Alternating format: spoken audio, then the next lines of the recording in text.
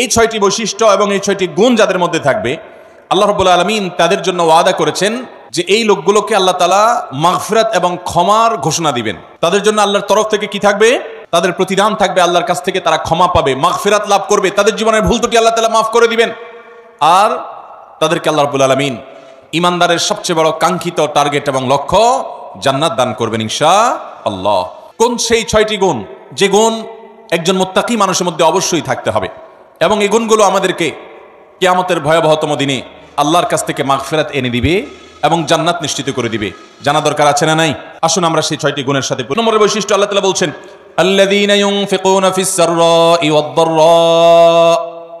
1 নম্বরের বৈশিষ্ট্য হলো তারা সুখে দুঃখে, যখন তাদের সচ্ছলতা থাকে তখন, আবার যখন টাকা পয়সার টানাটানি থাকে তখন, সব সময় তারা আল্লাহকে খুশি করার জন্য যে জায়গায় দান করলে আল্লাহ খুশি হবেন, ভালো কাজে, অসহায় মানুষের সেবায়, মসজিদ মাদ্রাসায়, কল্যাণমূলক কাজে, সাদকায়ে জারিয়ায়, যে কোনো ভালো কাজে আল্লাহকে খুশি করার জন্য দান করে।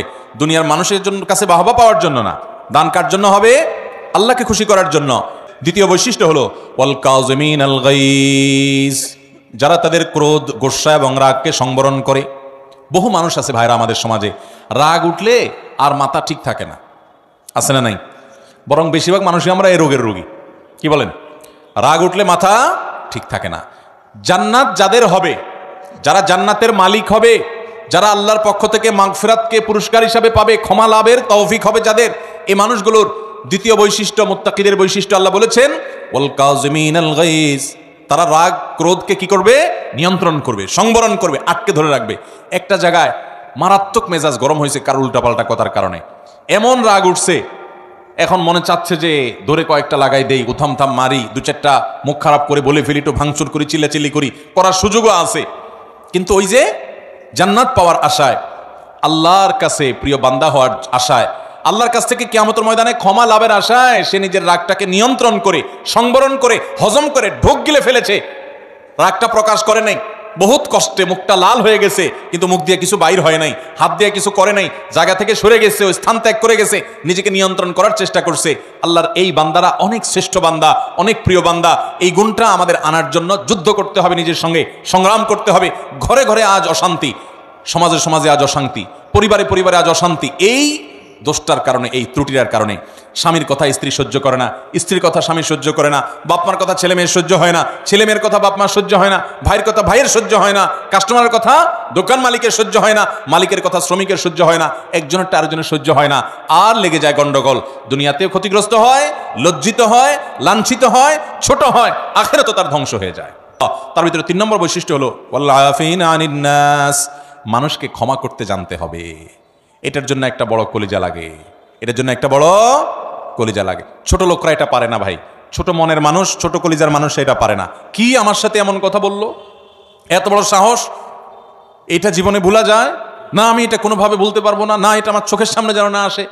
ঠিক আছে, রাগ যখন ওঠে, মাথা যখন হট মেজাজ হয়, তখন আপনার 1 দিন 2 দিন 3 দিন পর্যন্ত এরকম থাকতে পারে। শরীয়ত আপনাকে এতটুকু অনুমোদন করে, ঠিক আছে, রাগের চোটে মাথা গরম হয়ে 3 দিন আপনি এটা করতে পারেন।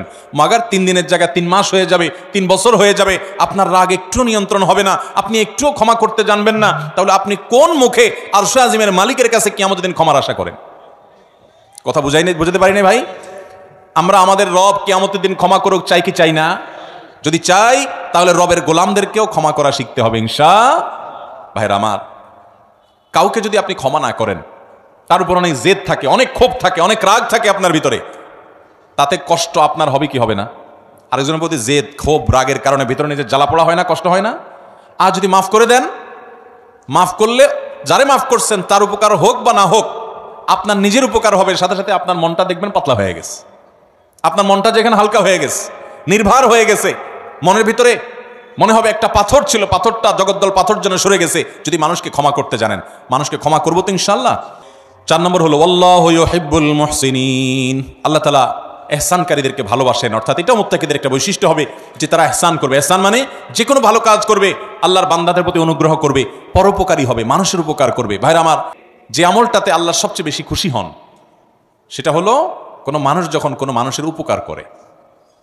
আর দ্বিতীয় কথা যেটা শুনলাম বুঝলাম কোরআন হাদিস থেকে, সেটা হলো যে কুফরির পর বড় বড় কবিরা গুনাহগুলোর পর আল্লাহ সবচেয়ে বেশি নাখুশ হন, অসন্তুষ্ট হন বান্দা যখন আরেকজনের ক্ষতি করে, ক্ষতি করার চেষ্টা করে, পিছে লাগালাগি করে। 5 নম্বর বৈশিষ্ট্য হলো ওয়াল্লাযীনা ইযা ফাআলু ফাহিশাতান আও যালামু আনফুসাহুম যাকারুল্লাহ।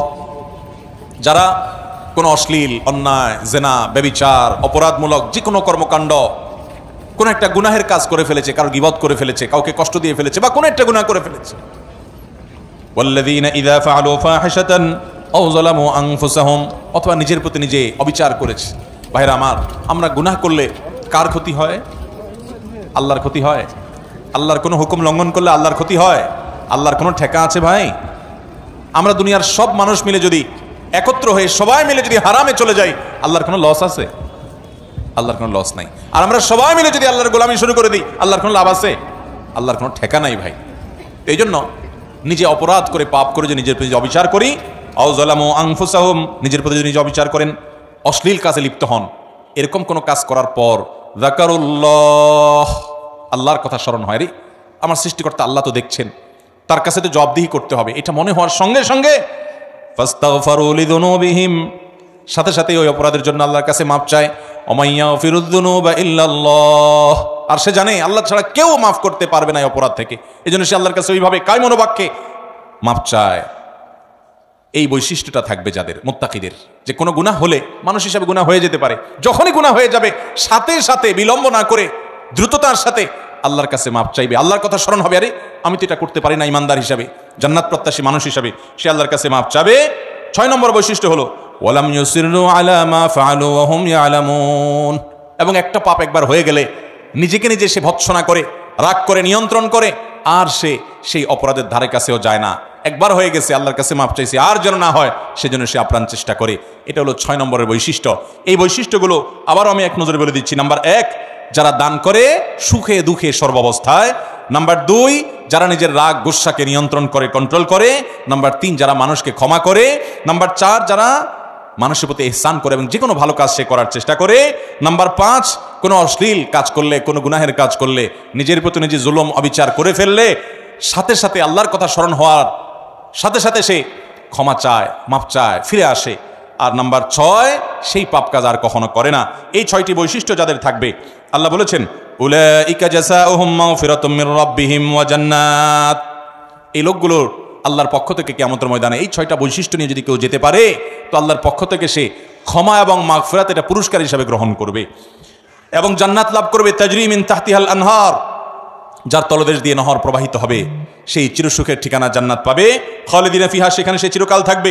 ওয়া নি'মা আজরুল আমিলিন, আর আল্লাহর জন্য আমলকারী বান্দাদের পুরস্কার কতই না সুন্দর এবং উত্তম হবে ইনশাআল্লাহ।